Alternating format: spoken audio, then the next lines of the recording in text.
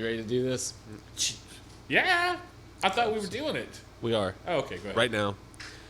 Welcome to Fireside Tats, Fireside Tats. Yeah. episode 38. 38. Loving it. Man, we've made it so far. My wife requested that we start the show with a moment of silence for Eric the actor. Oh, well, yeah. I mean, unfortunately. It's sad. That is sad. For the Howard Stern fans out there, we lost Eric the midget, a.k.a. Eric the actor. How long has he been Eric the actor? Just a couple years or something? What were we saying? He was in his 40s, too? He was 39. 30, that's close. That's 39, yeah. Heart problems, I guess. Yeah, it's too bad. He broke our heart, too. Yeah. Yeah. So, all right. Was that a moment of silence? I think, Perfect. I mean, somewhere in there was silence. There was some silence. Definitely from him. Yeah. Our best to the Stern family. Thank you. Thank you.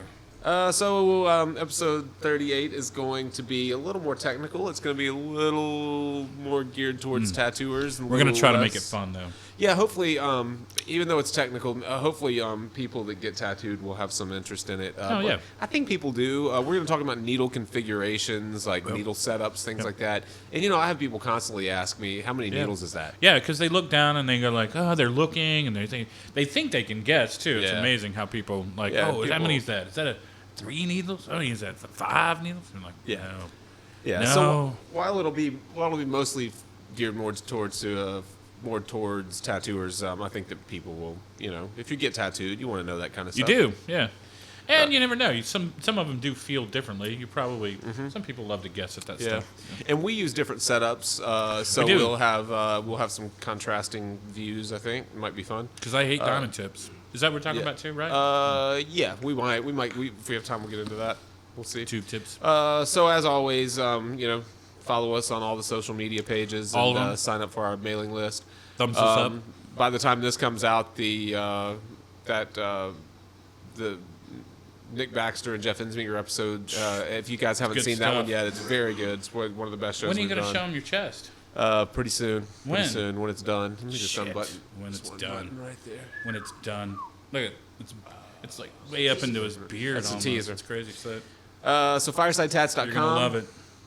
Facebook, You're Fireside gonna love Tats. Twitter. Plug Ugly Art. Tweet us. Yeah, that'd be great. On Instagram. All right, so needle configurators. Well, let's start with the very basics. Okay, a tattoo needle is basically a grouping of individual needles that are soldered to a needle bar. Usually soldered to a needle bar. So, not always. When are they not? Well, in cartridges, you said. Like That's true. Nowadays, things have changed, but generally, they're soldered to a needle bar. So you have a piece of stainless steel that has a little round eyelet on the end that hooks into your machine, and then on the opposite end of that, you have a grouping of needles that are soldered in different patterns to give you different effects. Exactly. So that's a very basic basic description of what a tattoo needle is. So there are kind of 4 main things that determine needle configurations. The count, how many needles are soldered to the end of that bar. Absolutely. Okay.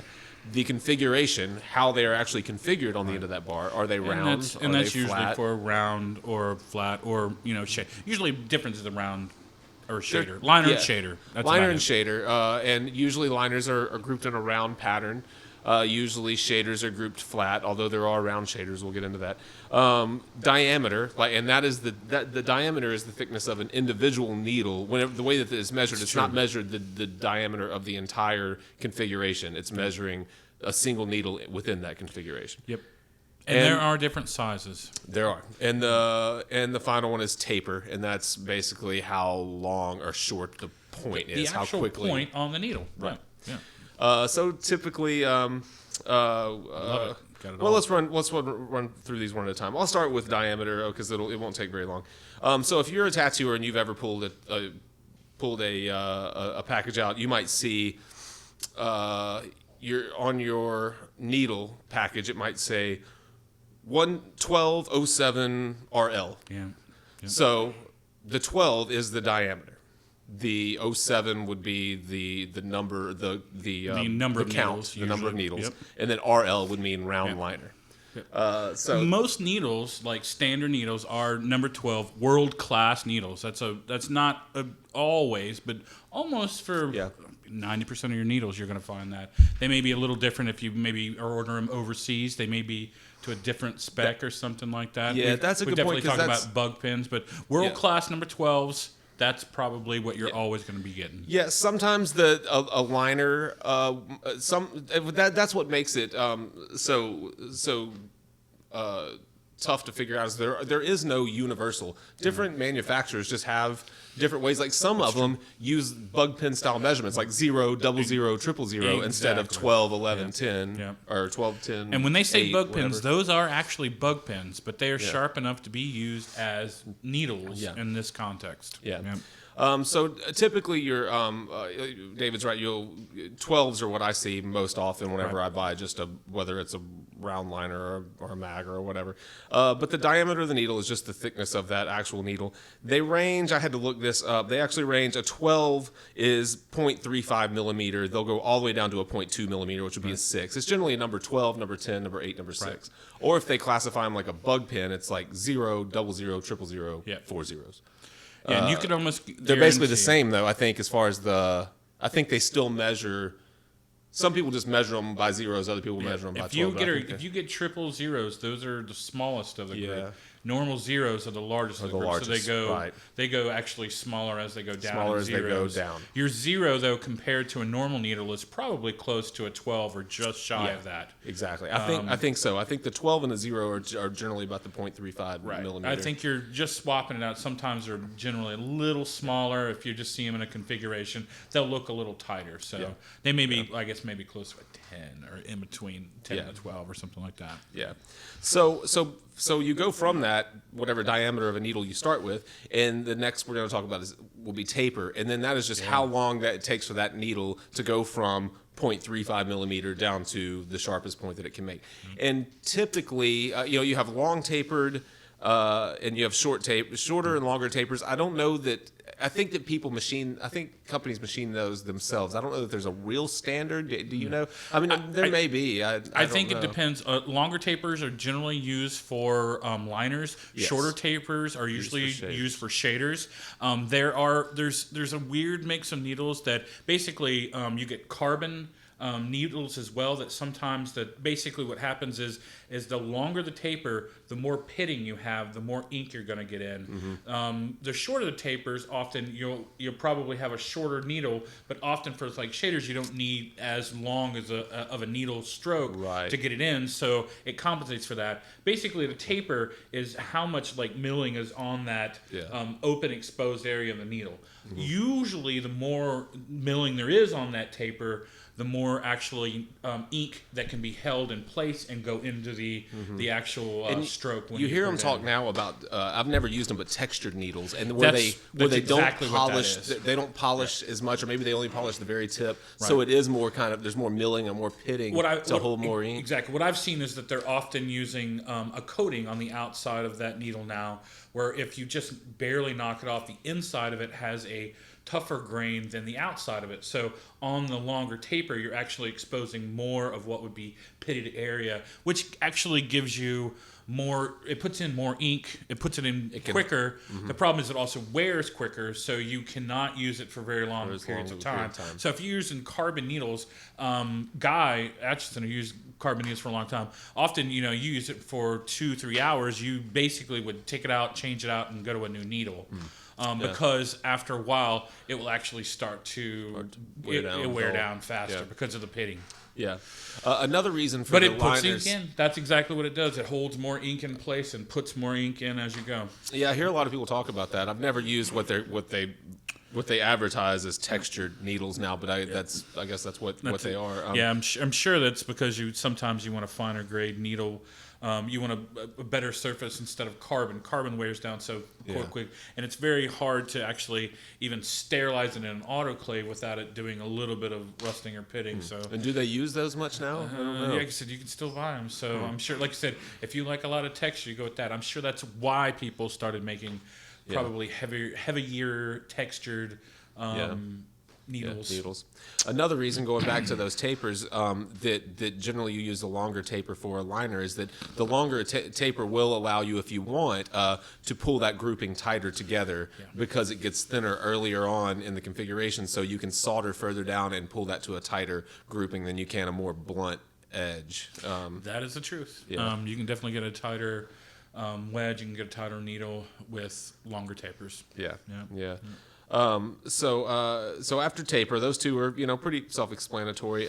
From there, you go to the count, or we're doing this in just a random order. No, I like that. From there, we're going to the count. Right, I'm just gonna take a sip of this. So the count of the needles is basically how many needles are grouped together, and it's strictly there's no grouping that's really better than another. It's strictly user preference. We use very different groupings. We do. I tend to use really large groupings for shading, generally 13, 15 needles. You don't go much bigger than 7 for anything. I don't like to. No. I've been using a lot of 7 and 8 liners for the longest time. I never went over a 5 liner, and I feel comfortable with it. I could scumble up and build the line as thick as I needed. Because since I've switched over to this cartridge style system, which we'll kind of get into, it allows you to test out so many things so easily. You don't have to change your setup or set up a new machine. You pop a cartridge out, you pop a cartridge in, you try it. The cartridges are 60 cents a piece. If you don't like it, throw it away and don't use it again. So it's a good way to test out things that you would have never tried out otherwise. So basically, your liners, as far as the count of needles, your liners can go anywhere from a single needle, which really isn't a single needle. It's going to be backed by a couple of other needles that just don't reach as far as the single needle that's penetrating the skin. They have to be backed. Don't ever use it for any. There's no reason usually it's a single needle backed by two other needles. Like 3 that they clip 2 of them off. Right. 3, 5, 7, 9. Some people will go up to about a 13 or 14 liner. And that's up there. Yeah. For the most part, with a liner, you get above 8 or 9, and you're just not going to make sharp lines. Yeah. I mean, you may be, like I said, building up a line. You may be kind of, like I said, building, especially on a back piece or a larger piece, trying to build that line up from a smaller needle. But usually, you're not going to line with much larger than that. Yeah. And so with lining, I think that's probably about as far as you want to get, or it's going to start getting kind of fuzzy on the edges to you. At that point, it's turned into a shader. Right. And they do make what they call round shaders. And that's actually the question that stimulated this whole talk is someone asked me the difference between a round liner and a round shader, and asked me if long tapers and bug pins were the same thing. Yeah. So that's why I thought those were too complicated just to attack those two subjects. I thought we'd just run through the entire those are thing. all different things. So a round liner and a round shader really they're similar. I think the biggest things are the round shader. They generally are using shorter tapers. They're using more of a shader needle without a long taper, and it's a looser grouping. Yeah. For the most part, I mean, I know everyone's a little different, but for the most part, that seems like the configuration, the way that it's set up for a round shader, looks similar to a round liner. It's kind of like a ballpoint pen. It's like a pen, almost like a pentagram or something. It's like depending on how many needles are in it, but it's kind of like round with, sometimes it'll, depending on if it's an odd number, it'll have a couple that kind of sit outside of the round. Generally that's what it is. We're going to put photos up. This will make more sense to you guys. It still goes up usually on that kind of 9, 13, 14, kind of 15. It doesn't get much bigger than that, most of the rounds, but it's the same. They basically have a looser configuration. Yeah. And a lot of times they do have a shorter taper. Yeah. And that's made for, and now I do line a lot now. I said something on probably 10 or 12 shows ago about there being no reason to use a round shader, that you can use a mag for anything. And I still believe that. But I did order some round shaders just to try them out. And I have found myself using 9 round shaders. And, I'm using them a lot to line. To come back through at the end of my line, at the end of the tattoo, and really pull my heaviest, biggest lines. A single pass, I can really get a nice black solid line with a round shader. That's probably a good use for it. Yeah, I like them for that. Especially if you're building back up off of a line and just want to make sure it's good and even. Yeah, I don't think I would ever use it as a first pass kind of liner, but to come back through and build a line up without having to scumble it up, I think it works great. I think you'd be hard pressed to make a good line out of it with a liner, though. I mean, as far as like going in it as a first pass, Yeah. If it's a shader. It's really meant to build off of what you already have there. Yeah, and I've used them. I'm using them some to fill color in tighter areas because I do tend to use larger. We haven't gotten into configurations yet, but larger mags as far as my my shaders go. I'm using 15 needle setups, 13s and 15s mostly. So I go from that straight down to the 9s to fill the tighter areas.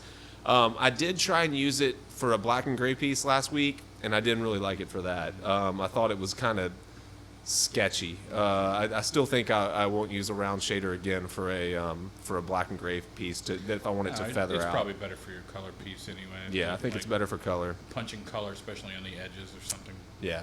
If you're really going to use it that way. Yeah, you typically use 5 liners, right? 5 needles. I do. I usually start almost all of my tattoos with a 5 liner. I build back up with usually 7. Scumble it if I need to get much bigger than that.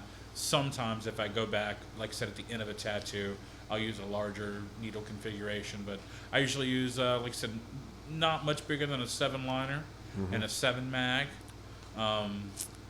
Even on some of the biggest tattoos stuff. Yeah. But I've been using it. I'm pretty fluent with it, I think. And that's what it comes down to. It's just what you get comfortable doing. For the longest time, you and I both used 3 liners on our first pass, and then we came back with a 7, and we used a 7 mag for almost everything else, and it works fine. I mean, I've been experimenting more just because of these cartridges. I think mostly, but through that machine too, it's like I probably have to, put together a new shader just to push something as big as a 15. Yeah. I don't. Like I said, I don't have any big. I have to admit, I'm not like. For me, it would be like, well, if I were filling somebody's travel back piece, it'd be like, maybe I do want something bigger than 7, but maybe not. I mean, it can. I still like most of my is localized color. A lot of it's illustration based. None of the sections that I do are huge fields of color. Like, not huge fields of color. Probably nothing bigger than my palm, which I think I can pretty much handle with a 7 most of the time. Yeah. But I am picky with my needles. Like I said, if I don't see the right thing, I used to make a lot of my needles, and now it's like, I'll give them a good triple inspection before I start using them. If I have any qualms about them, I just pitch them. Again, it's like they cost so little now. It's like I don't mind just pitching anything that looks like it's got a little. We've seen them come out of the package hooked, burred, reversed. Too much solder on them. Yeah, soldered all the way down. I've seen a hair that ran through 10 of them. Yeah. Like 10 needles, nice long black hair. It was like, well, that's really disgusting. Yeah. I mean, it's sterilized, of course, but it's still pretty gross. Yeah, never mind the needles, the integrity. Sure, you really, if you don't have an eye loop, if you're not really, if you're not really looking at your needles before you start, you should be. Yeah. There's so many things that can go wrong with you just trying to put them into the tube and get them into the configuration before you start. You should absolutely be checking them before they come out of the package. Yeah, getting ink out of the cap, going into your rinse cup, bumping them. You check them every time. There's a ton of things that can go wrong with that. So we've covered count, diameter, and taper. So configuration is the last one, and that's probably the most. We're gonna put some examples in. We're gonna clip them in as for you guys as we're going through this episode. But configuration is basically the setup. So you could think of a. We mentioned round liners, round shaders. Usually your liner is round. So right. Usually a liner is going to be round. And that's why it's usually odd numbered as well, because usually 1, 3, 5, 7, 9 sits better as a round configuration. Right. You also have flats and mags. Flats and mags for shaders, and for color. I say shading, but within mags you have a few different varieties. You have what are called like woven mags, weave mags, which is what most people use, where the needles are all side by side by side. That's the main difference. Flat. And then basically you feather. It's a razor is what we used to do it with. Where basically a razor would separate it, would solder them in place, and basically you would have 4 needles down, 3 needles up. That'd be a 7 mag. It would split it just like.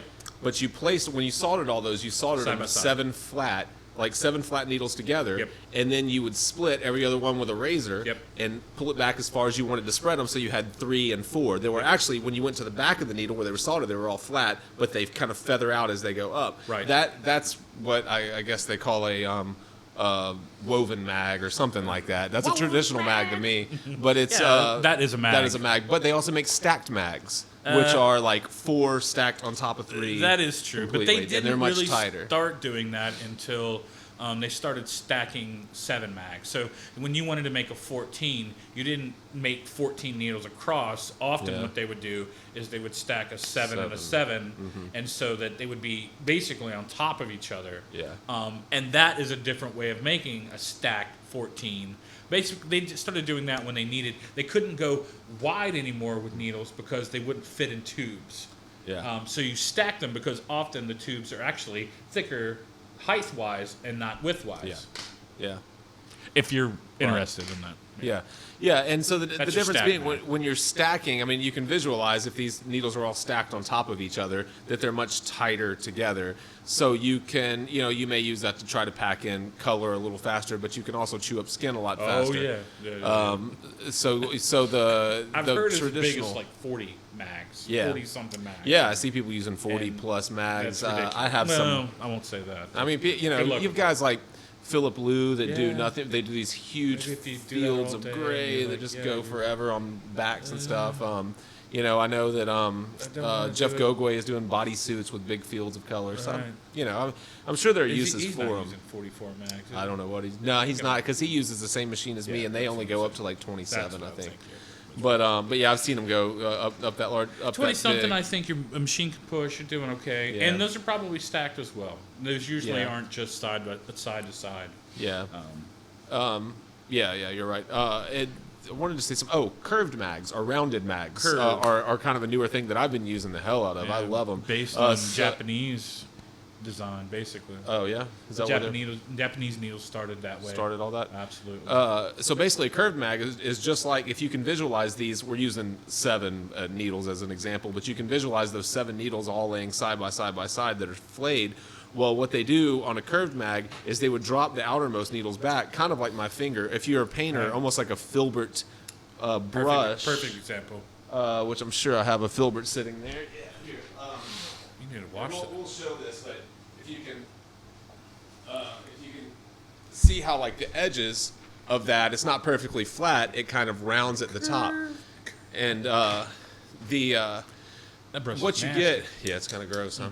What you get with that is you don't get the harsh edge that a. Sorry, did I pull that too soon?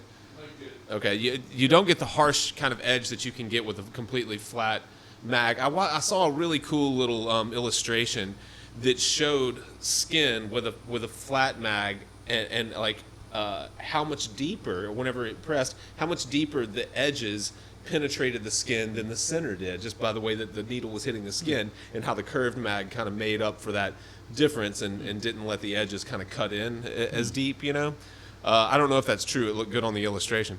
But I use these curved mags because the edges are kind of feathered, and they're really, and like I said, I use 13 and 15 mags, so I'm still getting a lot of surface area, but it's feathered on the edges. Yeah. I You like them better? I do. That's all I've been I using. think for some people's stroke structure and where you're working, it probably works really well. I mean, Yeah. especially when you're working on the inside of like curvatures. I mean, naturally, your needle should be that way. Yeah. You won't get as harsh of an edge too if you're not. I'd say if you're not really competent in blending colors and stuff, it may work for a little better for you, where you don't like show the edge of your stroke structure sometimes. Yeah. If you're having problems with it. Yeah, and if you're someone that your black work comes back and you can see almost like you mowed the yard, Yeah. you can see these overlapped areas of your color. A curved mag might help you to avoid that Right. because it kind of peppers that edge out a Right. little bit and allows you Kind to of build into compensates it. for the angle you're not quite getting. Maybe. Yeah. I think that's probably a good use for them. They feel like they do a little less trauma to me. Now, what you give up in that is the ability to turn it on its side. You can to a certain extent, but there's something about how using the edge of that flat mag and getting on its side, and you're basically working off of 2 needles, and you can really get into tight little areas, or even line with it. Really, you could even pull little lines with the edge of a Oh, it's flat true. mag. Yeah, absolutely.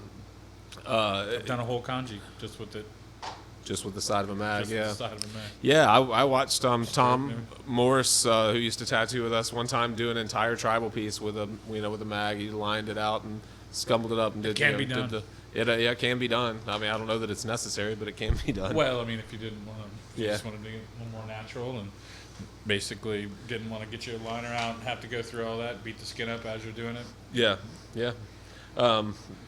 So the so it just shows we were just kind of scraping the surface of what makes a tattoo needle what it is. But That's true. But within what we've talked about, there are 1,000 variations, and really the best thing to do is to try all of them, that you can. But of course, like David has found something that works for him, and you've been using that setup as long as I've known you, and it works.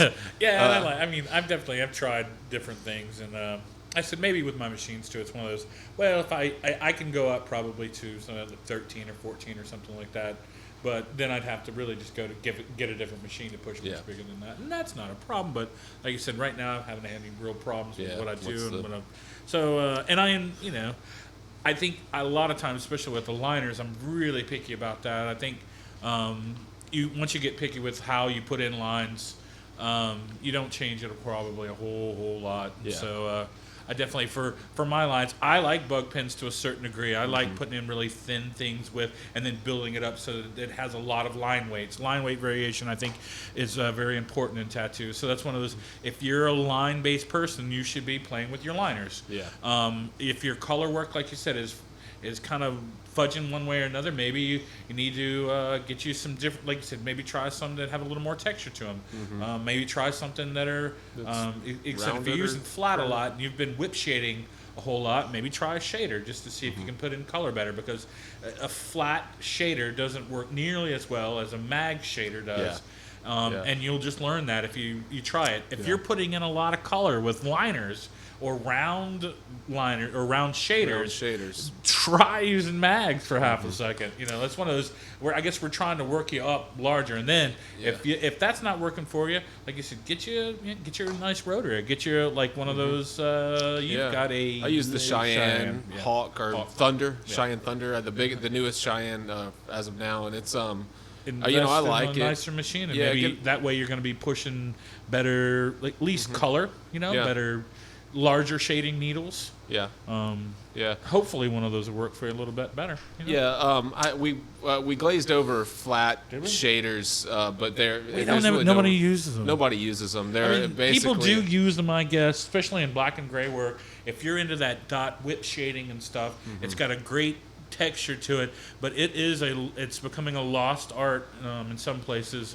But it's definitely on the coast, East Coast and stuff like that. You can people still use find them. It. I'm sure people use them. I've never really used flat shaders. I've always used mags, and I don't have enough experience to truly talk about them. I did watch a YouTube video, and I might have the person wrong. I want to say Juan Salgado or something like that. He's a black and gray realism artist. A very I may be wrong on the person. I'll try to look at it and see, but just a really really fantastic photorealistic black and gray artist. Really good work out west, L.A. I think, and he uses really small bug pins for all of his shaders because he said that he cannot stand that peppered effect. He doesn't like to see the individual dots that a lot of people, especially the traditional artists, like to see. He likes to see very smooth grays. He wants it to look like a charcoal, almost like a perfect blend from tone to tone. So he uses really small needles because he feels like they don't make as much of an impact. He feels like you can work them, you can build them up like you do a lot of. He starts very, very light, and he builds his grays up. And he does. This is about it's in a 3-part series on YouTube that I watched. I haven't watched the last part of it, but I've watched 2 of them. And he goes through about a 3-hour black and gray portrait that is just beautiful, and talks through the entire thing, and really does. You watch him build these really light tones darker and darker and darker, especially moving through the eye socket. He might bump his darkest blacks first, and then he builds and builds and builds, and he credits those really small bug pins to as is the reason that he can work that area so much. He's like, I'm not overworking it because I'm making such tiny little holes. I love it.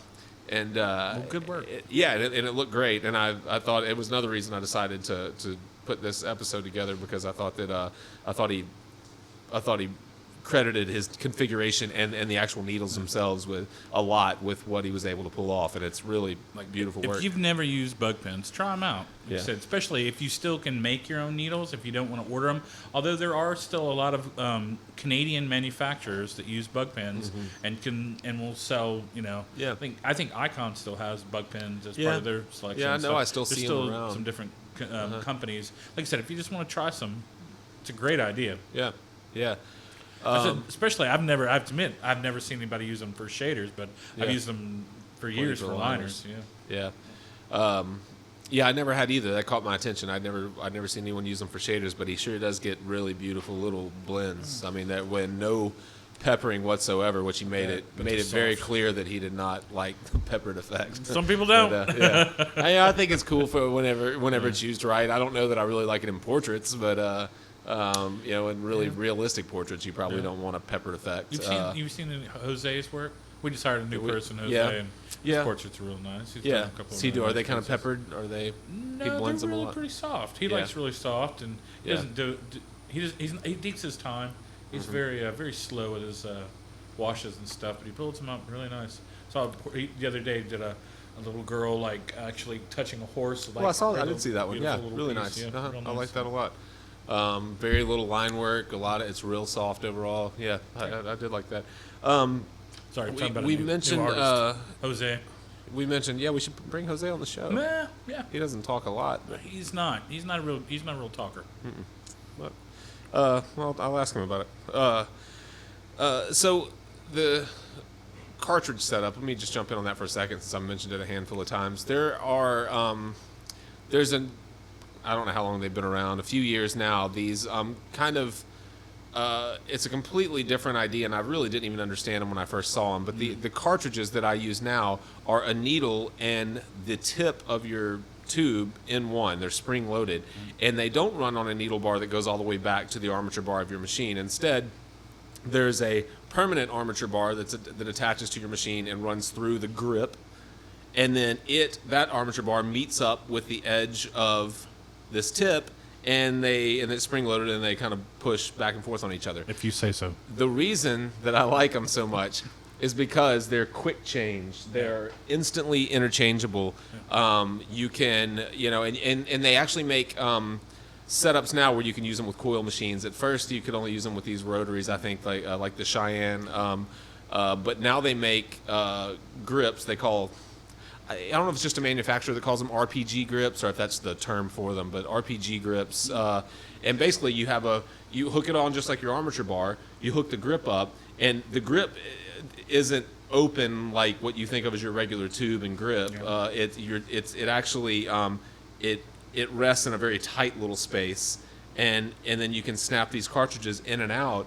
And so you could literally move from a 3-liner to a 9-liner to a whatever, to a shader, to this or that within the same machine just by snapping these tips in and out. I'll try to come up with at least a photo of it to clip in at this point. But if you've never used those, they make those RPG grips now. They've just started making them. I know FK Irons is making them in disposables. So if you don't want to invest, a bunch of money in a grip that you may or may not use in the future, you can spend $10 or $5 or whatever they are for one of them, order a packet of cartridges to go with it, try it out. If you don't like it, it's all disposable. Go back to your stainless steel or your normal setup. But it's definitely worth trying out. I've really gotten to where I like them a lot. And with the Cheyenne, with the machine that I'm using, there's so many adjustments within it as far as the lengthening or shortening your stroke, and it's a rotary motor, so it can push however many needles you can cram into it. How many are you cramming in there? I don't use more than 15, but I do have some 27 shaders that I just haven't had an opportunity to use. I bought them thinking I would try them. Maybe I could just do a big fat area of something on you to try just them sign out. your name right here. Yeah, just in a big 27 mag. That'd be good. Yeah. Anyways, they're cartridges. They're sold by Cheyenne makes their own. Another company called T-Tech makes them, and they're much cheaper than than Cheyenne's, but I'm sure there are others that make them. How come they're not paying you? I don't know. They should. Paying you right now. They should. All those folks should be paying us. Hmm. What do we miss? Did we hit everything about needles? We probably just said if you created more questions than we definitely answered. try them. If you're wondering what a different needle set will do for you, go get some. They're fairly cheap now. If you want to make them yourself, I think that's always an option too. You can always order loose needles if you want to try to get into it and make your own. I think everyone should know how to make needles. I think it's part of the trade, especially if you're not satisfied. I made them for years and years and years. Now I have to admit I order them from a company, but I also, I look at them like a hawk just to make sure because, I don't know who's making these, but I'm sure that whoever that little Chinese boy is, he's probably got other things on his mind. He while he's probably making does. those. He's not as concerned as you are. It doesn't matter. I like I said, I try to I try to look through them. I try to be really exclusive with them to a certain degree, but I think you get used to what you're working with, and then, like I said, once in a while though, if you're you want to try to expand, you want to try a different technique, you want to. Like I said, try to maybe use a disposable tube or disposable needle on your configuration just to get you kind of used to it, especially if you're doing some traveling and tattooing and going to conventions and stuff like that. It's a lot easier to take some disposable gear with you than to take a lot of stainless steel that you have to bring back and worry about it being dirty. And a lot of people think that, and I've seen it in stainless, we talk about how a lot of your lighter colors will kind of gray as you the friction between those metal products does create some kind of, I don't really know what it is, but it produces an off color whenever you don't rinse constantly, and I don't get that with disposables. I don't get it in plastics. Now there are trade-offs. A lot of the disposables aren't as consistent. You may end up with little burrs or something that don't let them flashing and plastic and stuff. Yeah, little stuff like that. But definitely they're worth trying, and especially on. If you travel, there's just no reason to be carrying stainless steel tubes all over the place. No. Get used to it. Try to do some disposable tubes at least.